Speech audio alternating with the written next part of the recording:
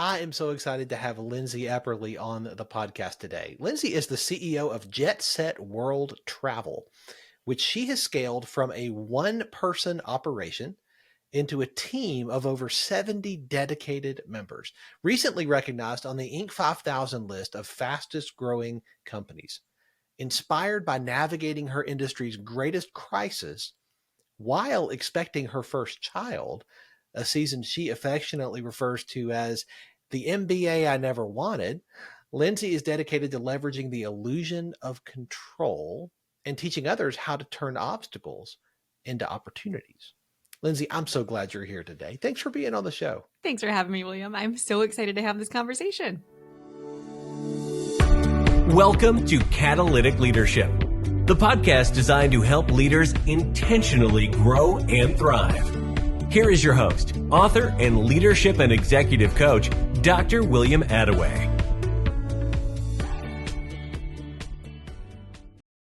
I want to start with a little bit of your story.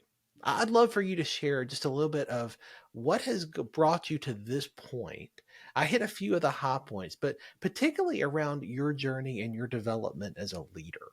Yeah. How did this whole thing get started?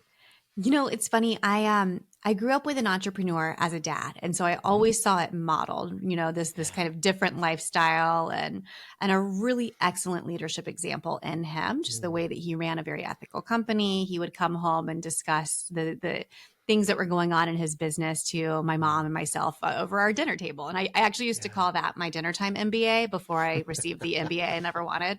All of this to say I don't have an actual MBA. So schools of hard knocks, right? And just life teaching me. Yes. But I had such a good example in him. And I always kind of knew, you know, I am 5'2", I am brunette, I am going to be an entrepreneur. Like it was like built into my system. Nice. And I didn't really know what that meant in terms of leadership until really starting to step into that calling, right? So I started kind of pursuing entrepreneurship. I wandered into the travel industry on accident. I had walked into an agency for a brochure and I accidentally walked out with a job. And Wow. it was totally meant to be. I was 19 years old. I just didn't know, left from right. And here I am selling sandals honeymoons. But that was how I entered into it. And honestly, I worked with a company where I got to see leadership exemplified in a negative way.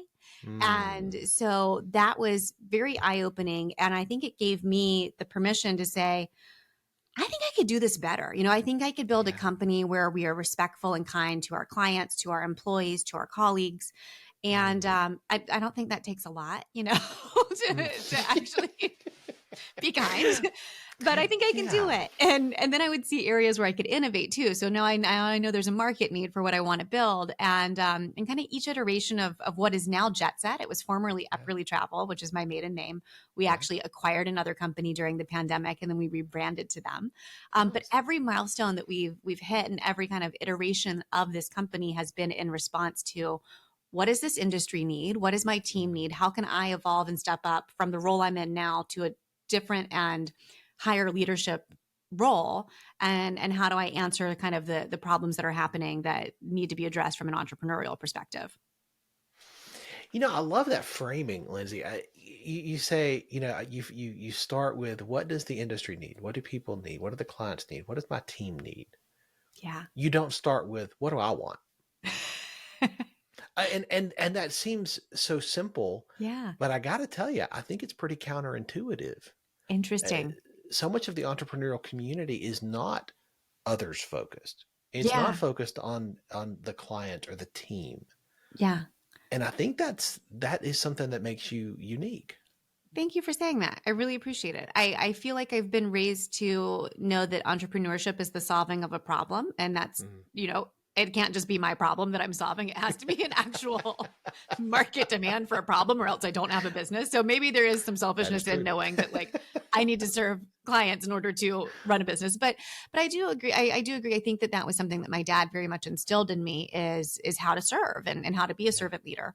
And I don't get it right all the time, definitely. But I do think that it helps make our business more attractive to clients and to our teammates because that is the ethos of what we built.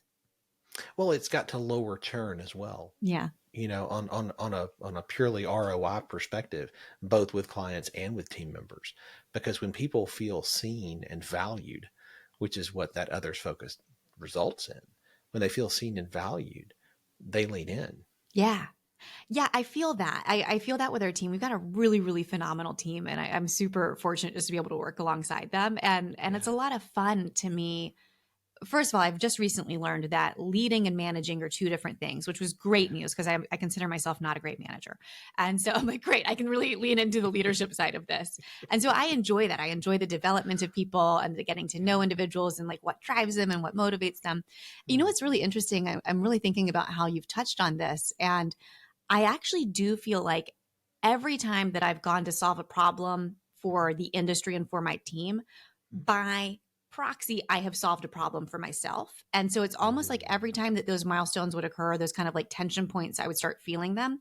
I was also experiencing a level of burnout at each of those times. And it was more of less of a symptom of overwork and more of a sign that, hey, it's actually time to evolve. It's time for you to give what you're doing now to someone who actually wants to be doing it, that's not going to be burned out by it, that will come to life. So now you're creating a new career path, and now you get to step into a new role. So like when I went from being a travel advisor to mentoring, and then when I went from mentoring to CEO, so like each of those evolutions also coincide with the solving of problems in the industry and in the business. And it also freed me to step into kind of that next version of myself too. So it's neat when it's a scenario where it's a win-win-win, and you can really look back and think, oh yeah, that actually solved a lot of problems, which is the whole point of entrepreneurship. And that personal development, it feels like the side effect, but it's so much more than that. And I mean, I imagine your experience is like mine. When you are pouring into and investing in other people, then you can look back, at a week, or look back at a month, or even a season, and say, wow, there was some growth there for me that it wasn't the center of the target. That wasn't what I was specifically aiming at. But because I was pouring into and investing in other people, I grew too. Yeah. Yes, very much so. And honestly, I think that's why I call that season the MBA I never wanted, because it was the lessons that your business can teach you are just instrumental. And I also recently became a parent in the past 4 years, and I have 2 little girls. And now I see how, that was, luckily entrepreneurship happened before parenthood, because it was preparing me for a bigger boss, which is now my like 4-year-old daughter. But yes, it's like the developing of people, and then the challenges you get to solve, and for me, it was that season of my business was absolutely leveled because of the pandemic. That's not the time to own a travel agency. But it taught me, gosh, I mean, the way that I developed as a leader and as just a human, as a wife, as a mother during that time, I wouldn't trade it for the world. As hard as it was, it's completely, I mean, first of all, it catapulted our business. Like we would not have gotten the opportunities that we received, and to 4x, if not more at this point, our volume, had it not been for that. But then also for me professionally and personally, I mean, the ability to let go of that kind of tight knit grip I had on control for so long is such a blessing, especially as I've entered into the young stages of motherhood. As you grew, and as you moved from being just that solopreneur into building a team, one of the things that I see in so many clients that I work with is there begins to be a real manifestation of what we call imposter syndrome. Like, can I really do this?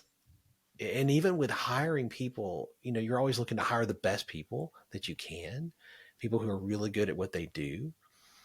Did you ever struggle with that as you were bringing people onto your team? You are speaking my language. So imposter syndrome is something I find myself a bit hyper obsessed with it, because I think it's not discussed enough. And yes, I struggled with it so much that I created a whole podcast called Who Made You the Boss? Because I have asked myself that question so many times, when I look in the mirror and I have to go, oh, it was me. I made myself the boss, and now I have to live up to this. And what does this mean? And why me? I put my shirt on backwards today. If people only knew, all the things. So yeah, have I struggled? And I think what I've come to appreciate about it and why I want to talk about it more frequently is, one, it's not talked about enough. And so we oftentimes see people at the pinnacles of their success and think like, well, they never even had a day of struggle. And that's not ever the case. But two, I just feel like we look at it as a society as a negative, that we think like, there's the inner critic, got to silence the inner critic, got to get past the imposter syndrome. And I actually think it's important to look at it as a positive, because if you're doing something right, you're going to have some sort of voice of that, right? Like you're always going to have a little bit of fear, a little bit of anxiety, a little bit of imposter syndrome.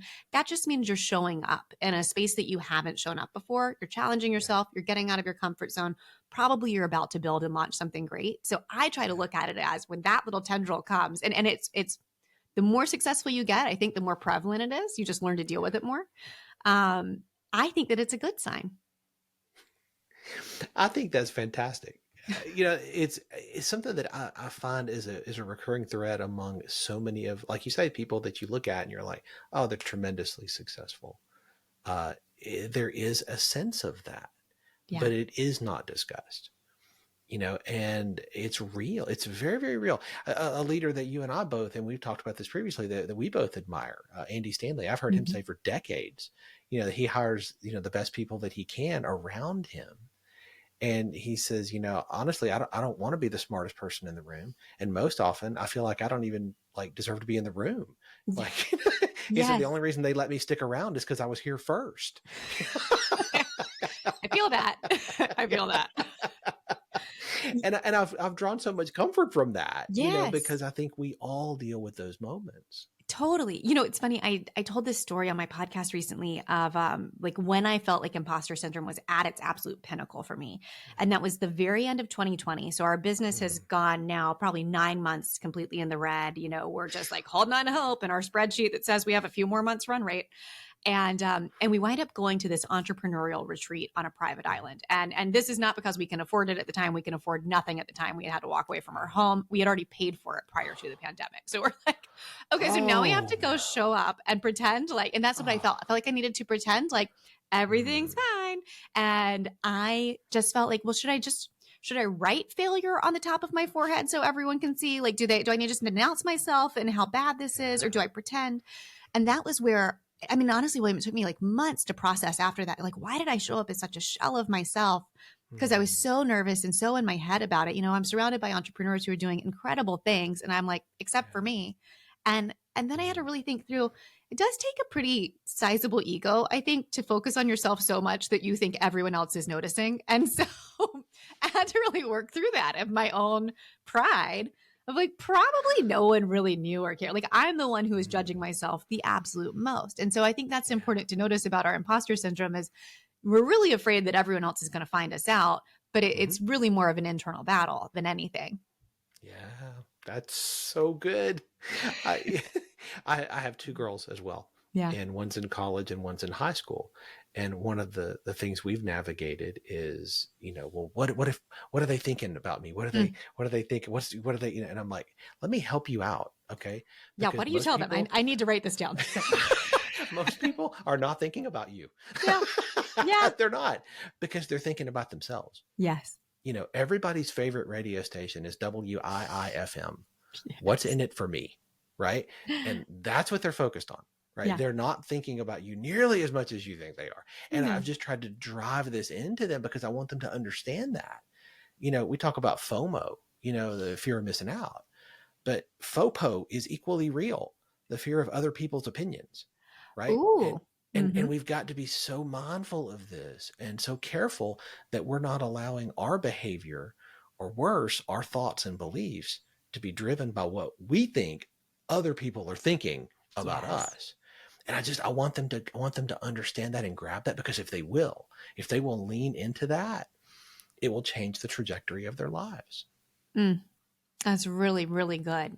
I did not grasp that concept, I would say, for my entire 20s. And it took a real, life had to beat me down for me to get it type of situation. And now I get it. Now it makes so much sense. But I love that you're instilling that in your girls from such a young age. I'm going to 100% do the same.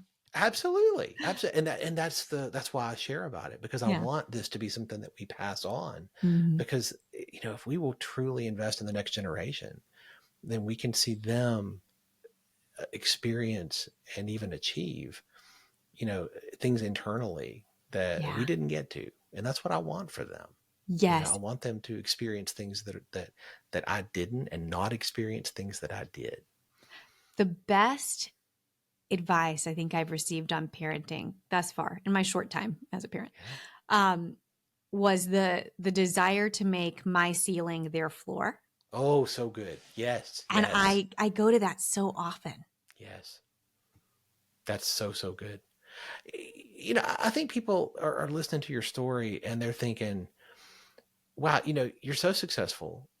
You've experienced all these things, but you've already alluded to, this wasn't just up and to the right. This wasn't just, hey, no bumps, no bruises. Yeah. All I know how to do is win. Like that. This wasn't Yes. your story. Like, what if people are listening and they're thinking, yeah, but you've never experienced what I have. Hmm. You've never really hit the bottom. Mm-hmm. I mean, the pandemic for a travel agent, I mean, that's got to be pretty close to the bottom. Losing your home, Yeah. like, that's got to be pretty close to the bottom. And you share so openly about this. What gave you hope in those moments? That's a really good question. And you're right. It was a series of, one thing after another, And I had a medical journey in the midst of all of that too, right? Oh I my couldn't goodness. drive for 6 months. I mean, it was like everything possible. And I know you have a faith background, as we discussed. Mhm. Yeah. And so often during this season, I kept going back to, intuitively, I probably should have gone back to the story of Job, because that's oftentimes what I felt, but I kept going back to the story of Jonah. And the story of Jonah, and that God was calling him. And, he was like, absolutely not. The last place I'm ever going to go is Nineveh. That is my least favorite place on earth. And I paralleled this because during this season of life, we had to move back to my hometown. And I have always referred to my hometown as Nineveh. It was a place that I've just never fit in, and Yeah. and life forces us back here. And it's a beautiful circumstance in that I'm having a baby girl and I get to be close to my family. But like at the same time, it's just not my place. It's not my family's place. It felt like that failure finally caught up to me, right? Like this is like rock bottom for me, and that I'm living back in a place I've never felt like I belonged. My business is doing negative for 18 plus months. We had to walk away from a home that we were purchasing in a city we loved, which also meant we walked away from our community and the family we had built up there through, friends. And so it was that season. But I bring up Jonah because the message that I got during that time, I call it the monsters that save us. And essentially this idea that Jonah had to be swallowed by the whale, right? That was the monster. That had to be terrifying. He's sitting in the belly of the beast for 3 days and had to wonder, like, am I even going to survive this? And then, of course, the monster spits him out on the place that he wanted to go to the least in his life. And so I just kept going back to this, and going like, when is this monster going to save me? Like I am so terrified of everything that is happening at rock bottom, and I cannot see how God's going to actually come through, but I know that he is, because I just kept returning to that story of Jonah. And the hope for me was from a faith perspective. And it was, I know that there's a story on the other side of this. And actually it was an Andy Stanley question that really got me through. He posed the question of, during really challenging times, if you can ask yourself, what story do I want to tell? Yes. And so I kept returning that. And my husband is my business partner. So we had all eggs in one basket, but also we were able to sit with each other and make these really tough decisions, right? Do we keep the home or do we keep the business? Where are we going to bring our baby home to? What are these next months going to look like? Is government funding even going to be applicable to us? Oh, thank God it is. We've got to apply for that. So now we have another few months run rate to keep this business open. It was just those types of decisions together, because we knew we had something special on our hands with the business that I had founded. And we knew that we wanted this freedom and flexibility for our family. So it was all of those things plus our faith, and not just plus our faith. Faith was the cornerstone that allowed us to hold on to hope during that time. And then it's, of course, it's so much easier on the other side to say, like, and now look. But honestly, William, we experienced miracle after miracle. And I call these the redemption stories of that medical experience that I had, I was misdiagnosed. They found scarring on my brain that they said had been there since birth. And I just had this gut feeling of like, that's not right. That's not, something's off, and wound up going to Mayo Clinic where I received completely clear scans. And that was, and even the doctor said, we can't explain it. Could have been a smudge, could have been a miracle, could have been what, like for you to go from one person saying with confidence, you've got scarring on your brain, you're epileptic, this is going to change your life, to actually it was due to something else, and we're going to get to the bottom of that. So just that was one example. But the other was we found a new home in a new community where we feel like we've been able to thrive for the past couple of years. And we never would have found it how we proceeded with buying the home that we were buying in the first place, had we not gone to Nineveh, had we not learned the things we were supposed to learn there. And so, and then the business itself, I mean, we could have never wound up on the Inc. 5000 list. I never even dreamed of having a company that reached that size. You know, we were able to acquire one of the companies I admired the most in our industry. So just all of these unbelievable opportunities because we held on to that faith. So I guess if anyone's listening, I'm doing like a little bit of rambling in this, but if anyone's listening and they're going through that type of time, having faith is the cornerstone. Looking at this time as possibly a monster that will save you. Right now, it just looks like a monster, but it's actually going to spit you on the shores of kind of where you're supposed to be and who you're supposed to be. That was instrumental for me.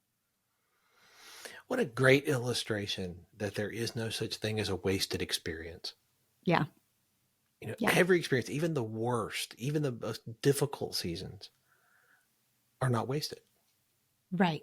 And I feel it's kind of like what you were talking about earlier with the ways that we get poured back into.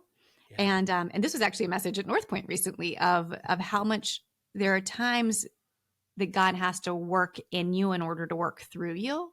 Yeah. And that was definitely a working in me time. And now, because of what has been worked in you, you can be a conduit to those around you. Yeah. Right. And yeah, share that's my that hope. freely. Yeah, exactly. That's why I launched a podcast. That's why I'm even speaking today on yours, because I wanted to be able to share that story of hope that is now embodied in Jet Set World Travel, but also embodied in, you know, my personal story for anyone else that's going through that. You mentioned that your husband is your business partner. That is a difficult thing for a lot of people to imagine. How does that work for you guys? Like, what is the dynamic there? And what are some things you've learned as you've navigated that journey? Yeah. It is a difficult thing for a lot of people to imagine, and they're very quick to tell us that too. So it's always very funny when people learn that we work together, because you kind of see the instant projection of, well, I could never with my partner. Right. So my husband is truly my best friend. And I say that in full, like, I just gush over the man. We've been married, we're going on 6 years. And I know that's young and fresh, but like we were literally friends for 6 years before he even made a move. So we just know each other very well. That's awesome. And we were engaged when I had a key employee decide, I'm going to change industries, I'm going to leave, I'm going to and it just left me high and dry. And so my fiance at the time, Jeremy, who was soon to become my husband, said, why don't I apply for the position? And I was like, absolutely not. Like, I really enjoy our relationship. I'd rather not destroy it. Plus, this business is already totally owning me. It cannot own you too. And then he started laying out the ways of like, but listen, I think we could craft our family around this in a way that provides us freedom and flexibility, which is our ultimate goal. He was working as a financial analyst at the time. And he's like, I just think I can help you scale this thing. And so finally he wore me down. And the week that we got married is also the week that he started working with me. We were not business partners at the time. I was still extremely independent, only child, had no desire for a business partner. And eventually we just started seeing the ways in which, wow, we can complement each other. And then when we went through that season of COVID together, like that was, I would like to say that's the season that brought us together the closest. It eventually did. But first it had to completely break us apart and kind of like show us where are the cracks in this foundation? How do we, if we want to actually do this thing and do it right, come together well and respectfully? So to answer your question about some of the takeaways, one of the biggest is that the home version of yourself and the work version of yourself are two different people. And so just because the home version of yourself and your partner are madly in love, the work versions may not get along at all. And for myself and Jeremy to begin with, I mean, there was like animosity, there was tension. There was like, I've earned my professional respect by going off of my gut intuition and building a business for however many years at that point, 5 years, I think. He's earned his professional respect by going off of his extreme strategic mind and actual MBA. And neither of us, like the book smarts and the street smarts, were like, but my way's better, you know? And so there was just tension to begin with. And we really had to learn how to give one another professional respect. And that was the game changer for us. But it was a learned activity. It didn't come naturally, which was a mistake we made by thinking that it would, simply because we adored each other as husband and wife. That's so good. Professional respect. Yeah.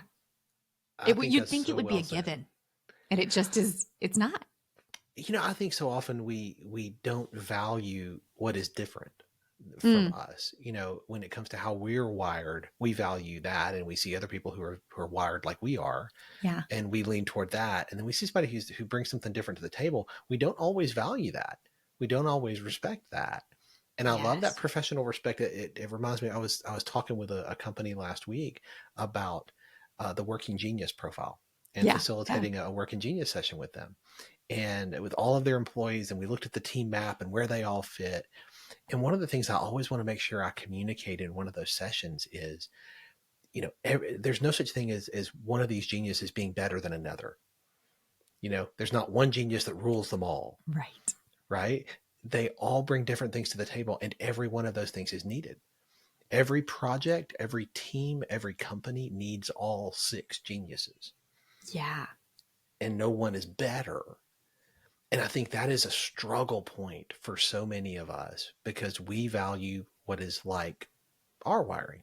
Yes. We value when people bring that. We're like, you're right on. You're doing it the right way.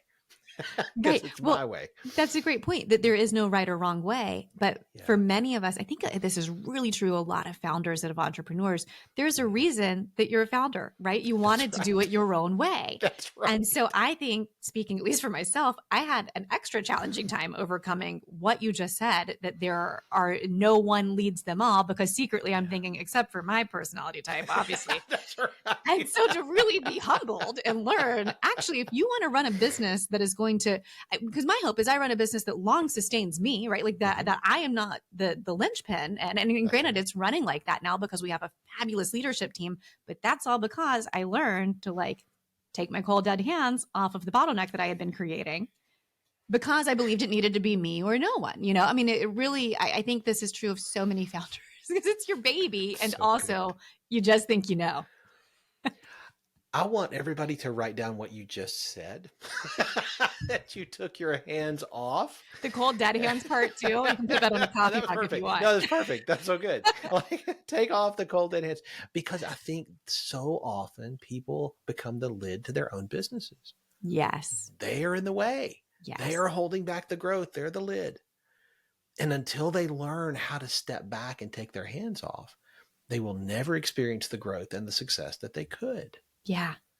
Do you, given your coaching, have advice for people short of go through a catastrophic event that destroys the whole business and then you'll learn? Is there a shortcut? Sometimes that's what's necessary. I try to walk them through. I try to walk them through it without that. If they're teachable and they're willing to do that, then that's my preference. Yeah. But sometimes that's what it's going to take. Yeah. Yeah. There are things you only learn in crisis. Right. And from a faith perspective too, I think that God knows which of us need those lessons and how to deliver them in a way, and in a timing too. I think about the timing of all of it. Like, for me, like pregnant, in business with my husband, all the things all at once. And I looked back and thought, like, that's the worst possible timing. But like now in retrospect, it actually was the best possible timing. Yeah. God, that's so good. You have a sabbatical coming up. And that is something that I would imagine many of our listeners cannot imagine doing something like that. Like stepping away from their business, not just for a week and not just for 2 weeks, but for an extended period. What has the lead up to this been like for you? So, well, I should probably clarify. I call it sabbatical-ish because it really, it's not a full blown. I'm still going to be like, especially for my team when needed. But I will say the lead up to this has actually been over the past few years, very intentional, given I've now taken 2 maternity leaves. My husband is my business partner. There was a level of stress that was happening on me when I was in certain roles. So for instance, when I was in a like kind of a frontline advisor and sales role that experienced a certain level of tension and stress that was actually detrimental to my body and to the pregnancy. And so during those times, Jeremy would step up and say, hey, let me take this off your plate. Let me do this, like to keep you in a healthy state of mind and physical being, because stress impacts our body so much. And so those were like kind of practice moments. And then what would wind up happening is he would thrive in this role of operating the company from day to day. I would desire some flexibility around, I'm a new mom. I want to be home with my baby. And even if I'm not home, I want to be on call for my baby. And so not to have everything rising and falling on me. And so both of those maternity leaves were a bit of practice and kind of helping him evolve into those roles that I was in. And I would say at this point in my business, so even without stepping, away for a couple of months, the business very much runs without me, because we've been so intentional about not just his role, but our leadership team's role and the way that they're stepping up and they're taking ownership. We did an exercise at the beginning of the year on our retreat where they created the vision and mission statement for their leadership team, essentially, right? Like, so every single word in that statement is curated by each of them to say, this is what we want to be responsible for. And this is how we decide which of Lindsey's 5,000 ideas per day will fly and we'll see, because they have to help weed those out. And then I get to be in a visionary role, which is what I'm best at. So I'm very rarely putting out fires. So to me, to step back is actually like, at this point, it'll be okay. And mainly it's just like, I'm not going to take meetings because we're on a different time zone. And Jeremy's doing something similar, right? Like he is still finger on the pulse of the business. We'll be in a different time zone. We just want to be able to be present with the family. And so he's doing it in a way to where, hey, I'm here for the leadership team if they need me, but I want to empower them to step up and into their roles that they have been so beautifully filling already. So let's just give them even more autonomy. So it's all been very intentional. And I hesitate to even call it a sabbatical because I'm probably not even posing it as that to the team, but it is just a nice opportunity to give others the chance to step up that we know they've been doing it. They are doing it. They deserve that. And then it gives us that freedom with the family to be present and not, kind of constantly putting out fires. I think it's incredibly intentional, and what a great way to develop your leaders. Yeah. By giving them not just, some responsibility, but actual authority. Yeah. During a season like this. I hope so. We might want to do an interview on the other side and just make sure everything's also. I'm kidding. We have no hesitation. Like the team is really awesome. It's one of those things too, where it's like when we get to meet, I always walk away going like, how do we get so lucky? Like, how do we get this team that cares about the business, that's also funny and like adds levity. And I think maybe some of this goes back to like, we have very intentional core values. And one of those is to create fun and celebrate constantly. And so it's really fun when we see these team members, not just leadership, but also our advisors, like laughing on a call, like this job is hard. They're coming out of busy season. There's definitely burnout being experienced, but like they're intentionally like playing around with each other and they're telling each other like what made them smile and what made them laugh. And, I don't know. It's a special group. The community at Jet Set is really our secret sauce. Oh, that's so good. The team that you lead is going to need you to lead at a different level a year from now. Yeah. 5 years from now. I'm curious, like, what do you do to stay on top of your game and continue to develop and grow into the leader your team's going to need you to be? Oh, this is such a good question because it is something that Jeremy and I wrestled with toward the end of last year, where first what did it was we had an HR situation and we had spent like 8+ hours of our normal working week trying to like dissolve this HR situation. And then we looked at each other and go, why are we the ones doing this? Like, we are not qualified for this particular situation, like we really need a professional or we need to recognize where the cap of our own leadership is so that we can grow it in order to your point, as the business grows, grow with it and make sure we're ahead of that. So I think it's really important as a leader to recognize like, where is your ceiling? in terms of your leadership knowledge and ability, and to always be growing that intentionally. So we hired a business coach this year, a joint business coach that we meet with monthly, and kind of bring to her these, here's what's going on, here's what our vision is, here's what's next. And she's been phenomenal at pouring into us in that. So that's something I would highly recommend, as you know, since this is along the lines of what you do. But I had never considered doing it before then. I just didn't even know, like what an asset that would be for me to grow as a leader. Then that helps the team and the company grow. Because I mean, if you're building your company in a way that is healthy, it should be growing. And that then means you're now running a company that's larger than you've ever ran before. And so you have to acknowledge the limitations there. And then also that's a breeding ground for imposter syndrome, right? Where you're like, well, yes, I've never ran an Inc. 5000 company. I don't know what and so to just to learn this is an area of improvement that I could be pursuing is really important. Oh, that's so good. I love the intentionality there. And you're right. There's such a value in having somebody on the outside who is going to help you see what you can't see. Yeah. Because you cannot see the whole picture when you're in the frame, and neither can I. Yeah. And that's why I've had coaches for years and years and years now who help me to see what I can't see in my business, who ask me questions that maybe nobody else in my world is going to ask me.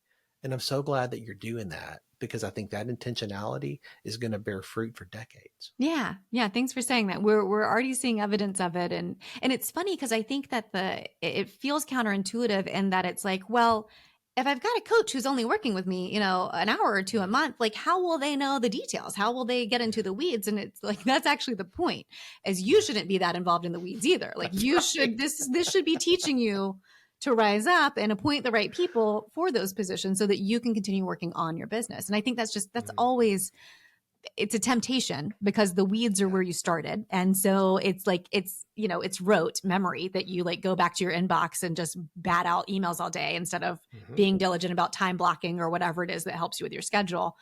Yeah. That's something that I feel like is a constant learning lesson. Oh, it's so good. You are always learning.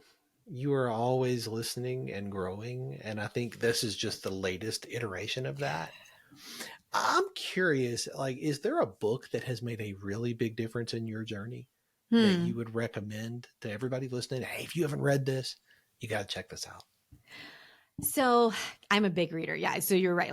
I love learning. I love listening to podcasts. I love reading books. My all-time favorite, and I'm almost hesitant to recommend it just based off of your audience, but I personally got so much out of it. It's Untamed by Glennon Doyle.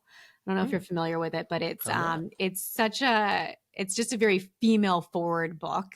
And I read it when I was going through that season of life where I was pregnant and my company was falling apart and all these things. And she just talks a lot about how kind of common society's rhetoric is that to choose yourself is to be selfish, and kind of flips that on its head of actually, as a mom, especially, and I was about to become a mom, to choose yourself is actually modeling for your child that you don't have to be a martyr for everyone else's needs at all times. And so it really kind of helped me step into a place where I was able to say what I needed and articulate that. And I feel like now, as I venture into, higher elevations of leadership, and as I put out my thoughts into the world via the podcast and via writing and everything like that, it's allowed me this kind of freedom and permission to say, I'm doing this, right back to that ceiling is their floor thing, right? I'm doing this so that I can show two daughters that they can do this too. Yes. Yes. That is exactly what I want to show mine. Yeah. That you absolutely can step into this. Yes. This has been so insightful. And I feel like we could keep talking for another hour. There's just so much to mine here. And I'm so grateful to you for sharing so generously from the insights and wisdom that you've gained so far. Typically, people walk away from an episode like this with one big idea. If you could define what you want that takeaway to be, what would you want it to be? I think I would go back to, I mentioned I'm hyper obsessed with the imposter syndrome thing lately, and how I really believe that when that is present, instead of criticizing yourself or trying to bat away the inner critic, it's really taking a moment to say oh, actually, I'm really proud of myself that is present. I'm really proud that I'm doing something that is scary enough to actually make me feel that fear, right? Like that means probably you're going in the right direction, and whatever it is that you're working on is something that the world actually needs from you. So Yes. that would be my message. And that often is my message, because I didn't hear that enough when I was putting out those scary things in the world. So helpful. I know people are going to want to stay connected to you and continue to learn from you, Lindsey. What is the best way for them to do that? Yeah, thanks for asking. Best way to find everything that I'm working on and stay in touch is just my website. It's lindseyepperly.com. From there, you can find the episodes of Who Made You the Boss, which is available on all podcast platforms. You can find a way to connect with me directly. You can follow me on Instagram, join the newsletter, all the things. But it's also the place where I'm going to post, the most recent updates of what work I'm putting into the world, because that's always kind of changing. I enjoy speaking, communicating, writing, and that's where I push it all out from. I love that. We'll have that link in the show notes, and definitely check out this podcast, Who Made You the Boss. I can't wait to continue to learn from you in the months and years ahead. Lindsey, thank you. You are so kind. Thank you for creating a really wonderful space to be able to have these conversations. You are a phenomenal host. It has been so lovely getting to know you, and you make it really easy to open up and chat. Thanks for joining me for this episode today. As we wrap up, I'd love for you to do two things. First, subscribe to this podcast so you don't miss an episode. And if you find value here, I'd love it if you would rate it and review it. That really does make a difference in helping other people to discover this podcast. Second, if you don't have a copy of my newest book, Catalytic Leadership, I'd love to put a copy in your hands. If you go to catalyticleadershipbook.com, you can get a copy for free.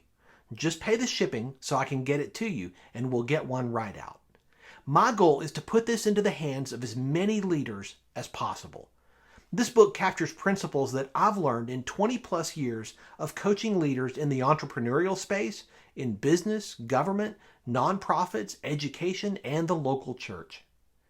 You can also connect with me on LinkedIn to keep up with what I'm currently learning and thinking about. And if you're ready to take a next step with a coach to help you intentionally grow and thrive as a leader, I'd be honored to help you. Just go to catalyticleadership.net to book a call with me. Stay tuned for our next episode next week. Until then, as always, leaders, choose to be catalytic. Thanks for listening to Catalytic Leadership with Dr. William Attaway. Be sure to subscribe wherever you listen to podcasts so you don't miss the next episode. Want more? Go to catalyticleadership.net.